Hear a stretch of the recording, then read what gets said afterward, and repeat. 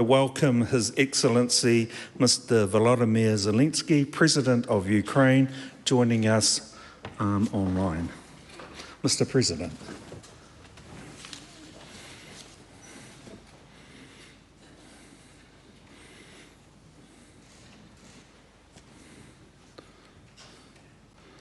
Good morning, Mr. President. Welcome.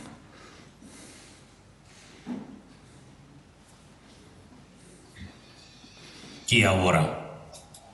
Kia ora. Kia.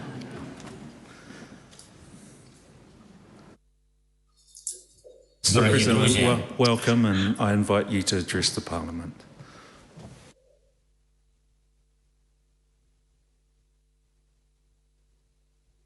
Дякую. Thank you, dear friends, Пані прем'єр-міністре, Madam Prime Minister, пане спікере, Mr. пане лідер Speaker, опозиції, пані та Mr. панове Leader of урядовці the Opposition, та ladies and gentlemen, the парламентарі, government, народи Нової parliamentarians, Зеландії. the people of New Zealand. I'm grateful for this opportunity to address you, and I would like to offer you to take a lead in the field of protecting the peace. This year has shown the whole world how much can be done with enough determination and knowledge of what needs to be done. Let's be honest, at the beginning of this year, no one in the world expected sensations from Ukraine when Russia's launched and launched their full-scale invasion. I heard only sympathy in the voices of many, but showing the determination response tend to change everything instantly. Everyone for whom the Ukrainian struggle for freedom resonated in their hearts, later joined the global coalition in protection of freedom. Today, this anti-war coalition has more than 100 countries, those who support the fundamental principles of international law and the UN Charter, those in the international institutions like the UN General Assembly, who vote for decisions in favor of peace and territorial integrity of Ukraine, those who provide our country with armed support and train our military, those who imposed sanctions against terrorist state and constantly raise the price that Russia needs to pay for the aggression and global crises it provoked, and those who help us to restore and resolve those crises, those who do everything possible to make Russia's war criminals hold accountable for what they've done against Ukraine. Over the course of 293 days of this terrible war, the very course of events has created opportunities for different countries and leaders to prove themselves, to find their role in protection of what we cherish above all. I'm grateful to you, dear friends, for the fact that New Zealand was one of the first countries to support Ukraine in its struggle for independence and justice. Facing the unique moral challenge of this war, you've changed your own approaches to the sanctions policy and imposed national sanctions against those involved in fomenting the aggression. You've helped us with funding to cover the security needs with the supply of ammunition and training of the military. You've provided us with humanitarian assistance and support us on international platforms. We very much appreciate all this in Ukraine. I thank you once again for this support. But let me offer you one more thing. Various dictators and aggressors, they always fail to realize that the strength of the free world is not about someone becoming large or big and becoming full of missiles, but in the fact that everyone knows how to unite and act decisively and make its unique contribution to the common cause. Perhaps the time has come for your country to make such a unique contribution. I'm talking about one of the points of our formula for peace, which I proposed recently at the G19 summit in Indonesia. Maybe you've heard about the 10 points that can return peace to Ukraine and the whole of Europe space, just as to restore the security and stability in the world that were shattered by Russian strikes. These are very transparent and logical points. These are radiation, nuclear security, food security.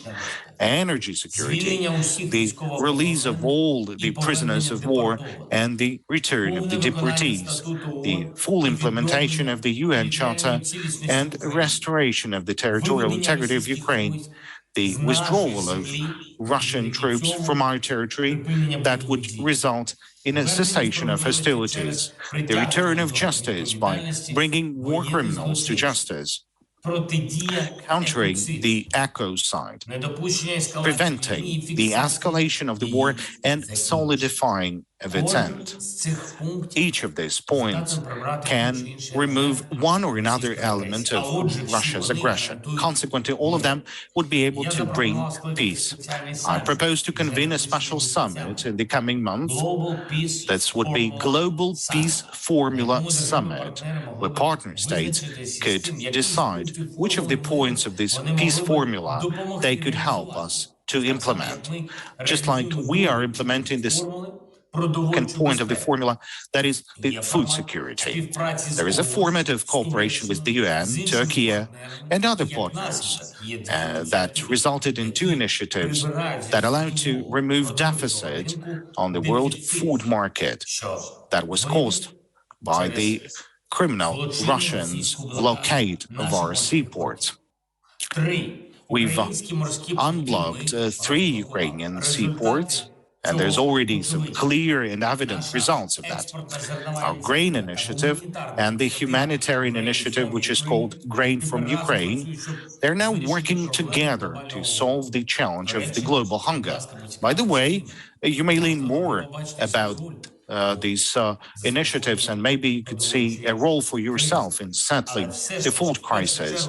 But at the same time, I would like to ask you to focus on the 8th point of our formula for peace, which is a point about the environmental security.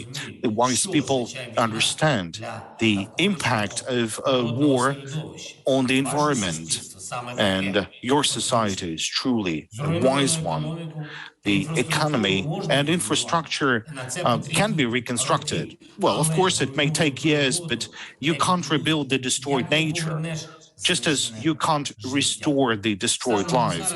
As of now, 174,000 square kilometers of Ukrainian territory are contaminated with mines and unexploded ordnance. The sea area of the Black Sea and the Sea of Azov are also contaminated with mines and has lost hundreds of thousands of living creatures, those who died as the result of hostilities and operations of Russia naval fleet. Dozens of rivers are polluted, hundreds of coal mines are flooded, dozens of the most dangerous enterprises, including chemical ones, have been destroyed by Russian strikes. 3 million hectares of forests in Ukraine are affected by hostilities. Now, all this and other manifestations of Russian ecocidal policy will have direct negative impact on millions of people, just as on our region and the neighboring regions as well. I'm sure that your society feels the fragility of our world. It feels how important it is for all people on the planet to pursue a rational policy towards our common home, just as, by the way, towards our common values on which the peaceful coexistence of people is based. It's therefore that I suggest your country and your leaders to consider taking into account this environmental aspect of our formula for peace. I urge you to demonstrate leadership in international institutions, in particular in the UN and bilaterally with other states, so that the world would see this challenge that was brought by Russia's war, for the world to see that there is no real peace where any child can die from a hidden Russian anti-personnel mine. There's no true peace where the consequences of war could be there in the form of poisoned groundwater that may destroy normal life in several countries. There's no true peace where ecocide has taken place, and it's consequences have not been neutralized. Perhaps some might consider this aspect won't result in any sensations, but until today, the world has no strong experience in overcoming the destructive impact of war on the environment. We will liberate our land. We will win in this war. I'm confident that we will return freedom and security to all Ukrainians wherever they live. The countries of the world are already taking leadership in the implementation of certain points of our formula for peace. For example, the point on justice. Just yesterday, the Netherlands declared their readiness to host the tribunal on the crime of Russia's aggression against Ukraine. I call upon you to support the Ukrainian formula for peace in your parliament and to start consolidating the world around the 8th point of the formula, that is the countering of ecocide. Let Russia hold responsibility for all the manifestations of its aggression. Thank you for your attention. Na Mehi, and glory to Ukraine.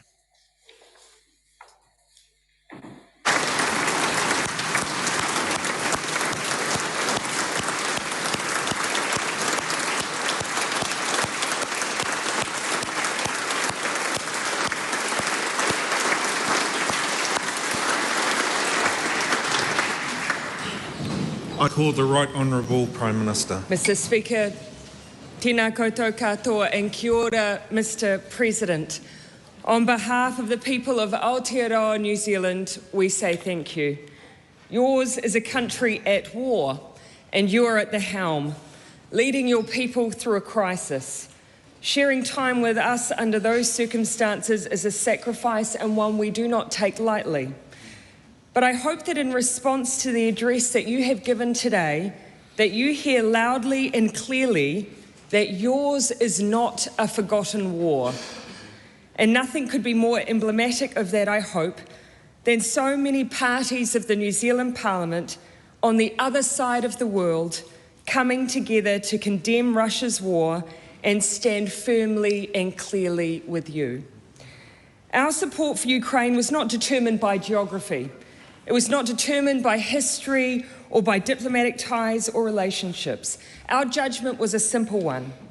We asked ourselves the question, what if it was us? What if it was us that experienced a breach of our territorial integrity? What if it was us that was the subject of a breach of the international rules-based order, of the blatant misuse of multilateral institutions?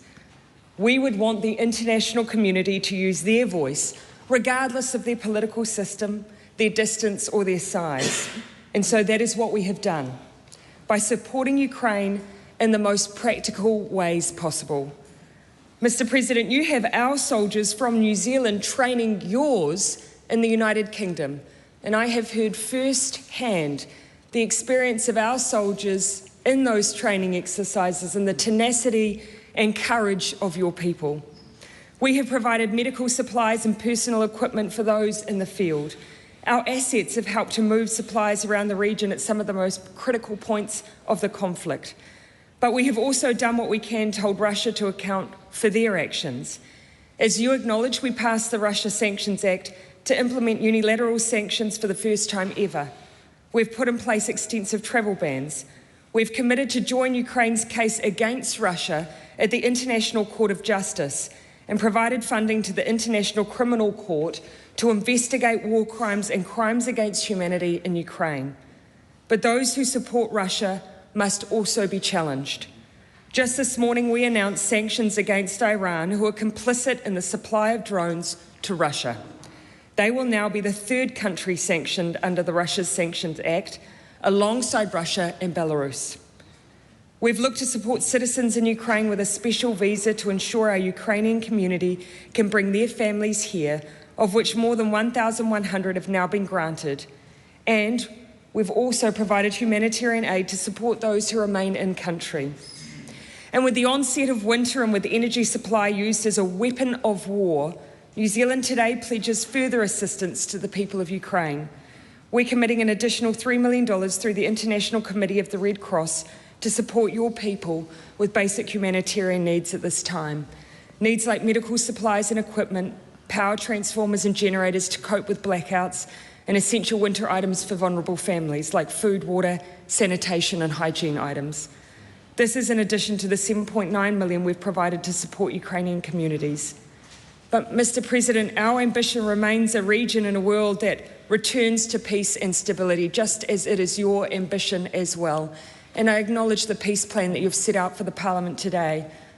This war, in our view, must not become a gateway to a more polarised and dangerous world for generations to come. Our solidarity with Ukraine is matched by our resolve to strengthen the international institutions that govern us and to accelerate disarmament. Mr. President, I want to acknowledge your further calls for support, especially around the long-term impacts of war, including, as you've pointed out today, the long-term impact on the environment. New Zealand has a history in the space of reconstruction post-conflict, and that includes remediation, such as dealing with unexploded ordinances. We are with you as you seek peace, but we will also be with you as you rebuild. President Zelensky, we acknowledge the people of Ukraine, those who are fighting and protecting their country, those who are taking care of their families and others. We acknowledge the ongoing hardships of winter, but we also acknowledge you. You have been unrelenting in your ongoing support of your country, of your people, of your army. You continue an ongoing battle with unparalleled determination. You have coordinated an international response. You have united those who act in the interests of the rules-based order. New Zealanders recognise your persistence, your support of your people, your country. We support you. Kia kaha, kia maia, kia manawa nui, Slava Ukraini.